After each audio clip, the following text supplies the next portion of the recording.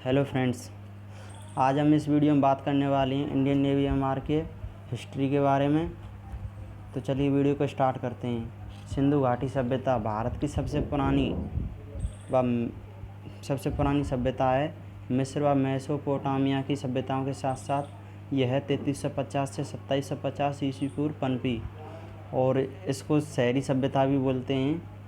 और इसके बारे में 1922 ईस्वी डॉक्टर आर.डी. बैनर्जी द्वारा मोहनजोदड़ो सिंध प्रांत के लारकाना ज़िले में और डॉक्टर डी.आर. सानी ने हड़प्पा पंजाब के मोंटगोमरी ज़िले में खुदाई से पता लगाया।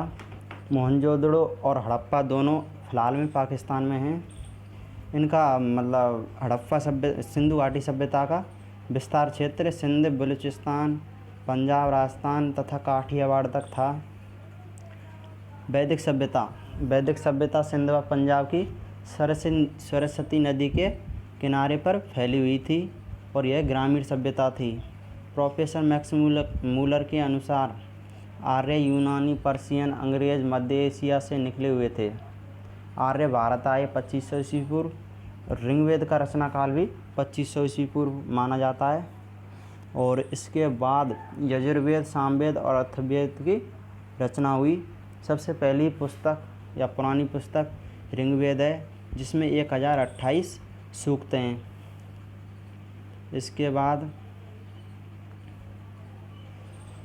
मराठा साम्राज्य। तो मराठा राज्य के बारे में इसकी स्थापना शिवाजी द्वारा 1674 में हुई और जो मराठा राज्य है वो दक्षिण भारत में स्थित था। इसके अलावा शासनकाल, इस पर सबसे पहले छत्रपति शिवाजी 1674 से 80 ईस्वी तक और संभाजी इनके बड़े बेटे शिवाजी के और इन्होंने 80 से 89 ईस्वी तक और राजाराम कनिष्ठ पुत्र छोटे बेटे थे राजाराम 89 से 1700 ईस्वी तक इन्होंने राज्य किया। और राजाराम की पत्नी ताराबाई 1700 से 1707 ईस्वी तक ताराबाई ने शासन किया मराठा राज्य पर। और स्वर्गीय संभाजी का पुत्र शाहू जो कि 1707 से 1748 ईस्वी तक शासन मराठा राज्य पर करता रहा। अब बात करें शिवाजी के जीवन काल के बारे में। तो शिवाजी जी का शासनकाल आपको पता है 1674 से 1680 ईस्वी के मध्य तक रहा। इनका जन्म 19 फरवरी 1630 को हुआ था। जन्म स्थान शिवनेरी किला, पुणे जिला और महाराष्ट्र। इनके पिता का नाम शाहजी भोंसले था, माता थी जीजाबाई। शासक रायगढ़ किले के शासक है महाराष्ट्र में। और मृत्यु 3 अप्रैल 1680 को। और इन्होंने 2 मुस्लिम शासकों को मारा जिनका नाम अफजल खान और शाइस्ता खान था। और इनको एक उपाधि दी गई थी छत्रपति शिवाजी की और वह रामगढ़ के किले में इनके राज्याभिषेक के दौरान दी गई थी। अब प्रसिद्ध राजदरबारी कवि और विद्वान चाणक्य, जिसको कौटिल्य के नाम से भी जाना जाता है, और इन्होंने एक प्रसिद्ध पुस्तक अर्थशास्त्र लिखी और ये चंद्रगुप्त मौर्य के दरबारी विद्वान थे। और कालिदास, इन्होंने शाकुंतलम, रघुवंश, मेघदूत तीनों पुस्तकों की रचना की। और ये चंद्रगुप्त द्वितीय विक्रम आदित्य के समकालीन थे। बाणभट्ट, हर्षचरित और कादम्बरी। और बाणभट्ट जी हर्षवर्धन के राजदरबारी कवि थे। अब अमीर खुसरो, ये काव्य और संगीतकार थे। अलाउद्दीन खिलजी और खिरेज खान के दरबार में रहे थे। और अबुल फजल अकबरनामा की रचना इन्होंने की और अकबर के शासनकाल में। और शाह बीरबल, और ये अकबर के साथ में उन्होंने अपना जीवन व्यतीत किया। और प्रसिद्ध विदेशी यात्री मेगास्थनीज, प्रसिद्ध यूनानी इतिहासकारों जो कि 302 ईस्वी पूर्व से 298 ईस्वी पूर्व तक भारत में रहा। अब बात करते हैं और इसके बारे में जानकारी देते हैं। तो इसके बारे में राजदूत, ये भारत में इसने राजदूत के रूप में प्रवेश किया था। और ये यूनानी शासक सेल्यूकस निकेटर का राजदूत था और यह राजा चंद्रगुप्त मौर्य के राज दरबार में रहा। इसने अपनी पुस्तक इंडिका में राजा चंद्रगुप्त मौर्य के शासन का वर्णन किया था। और फायान यह एक चीनी यात्री था जो कि 401 ईस्वी से 411 ईस्वी तक हमारे भारत देश में रहा और यह बौद्ध धर्म का अनुयायी था और ये चंद्रगुप्त द्वितीय विक्रमादित्य के राज दरबार में रहे थे। हुआन च्वांग जन्म 605 ईस्वी में हुआ था इनका और भारत पहुँचे 630 ईस्वी में। 15 वर्ष तक भारत में रहे और इसके बाद हर्षवर्धन के शासनकाल में इन्होंने अपना भारत में जीवन व्यतीत किया। और भारत में यूरोपियों का आगमन। पुर्तगाल राज्य भारत में सबसे प्रथम में यूरोपियन वास्को ड गामा आया था जो कि अफ्रीकी तट से एक भारतीय नाविक की सहायता से भारत के तट पर पहुंचा था। गोवा पर विदेशी प्रभुत्व। भारत से संपर्क हो जाने के पश्चात आरंभ में व्यापार और ईसाई धर्म का प्रचार करने वाले पुर्तगालियों ने गवर्नर अल्बुकर्क ने 1510 में बीजापुर के शासक से गोवा छीन लिया और गोवा पर अपना प्रभुत्व स्थापित कर लिया। अब इससे आगे बात करें तो फ्रांसीसी राज्य के बारे में। सबसे अंत में फ्रांस के लोग भारत आए थे। उन्होंने 1664 में कंपनी स्थापित की और 1673 में पांडुचेरी तथा 1690 से 1692 में बंगाल में चंद्रनगर में कंपनी स्थापित की। अब बात करें कि 1742 ईस्वी में डुप्ले नामक फ्रेंच गवर्नर भारत में आए और उन्होंने अंग्रेज़ों को भारत से निकालने की ठानी। अंग्रेज प्रभुत्व की स्थापना।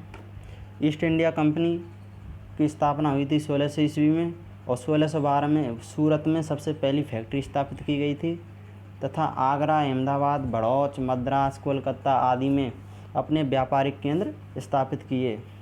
किसने? अंग्रेज़ों ने।